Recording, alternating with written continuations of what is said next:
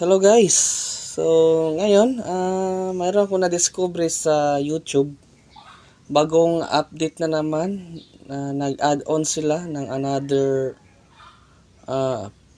playable light games, sabi niya YouTube. So sa mga gustong madiscover sa inyong phone, or plano pa lang na ninyong i-update yung YouTube app mismo, ito.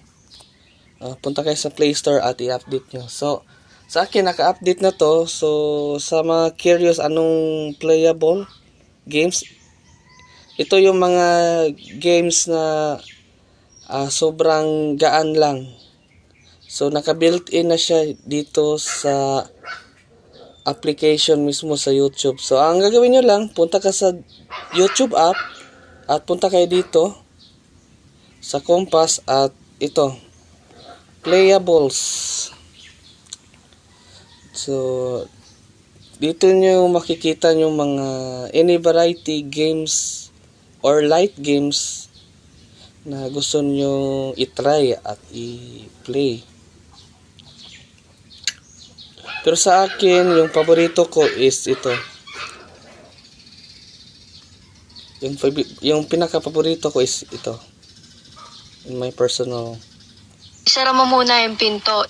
Pero may ads, pero okay lang. At least, maka-play.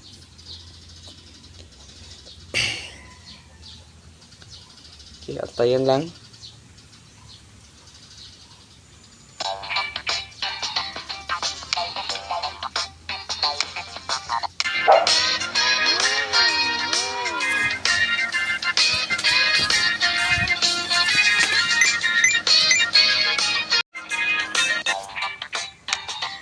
So, similar lang siya yung pinakauna na application, Hill Climb Racing. Yung mga mahilig dyan, baka ito yung hinahanap nyo.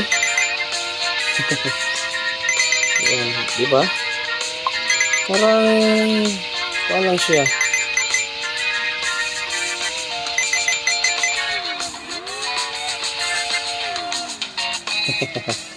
Aray.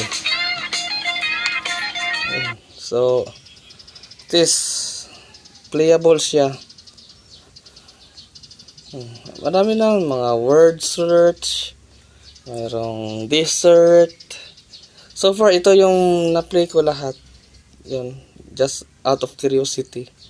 Yan, makikita nyo naman yung user of play, number of user play every games in a variety games now.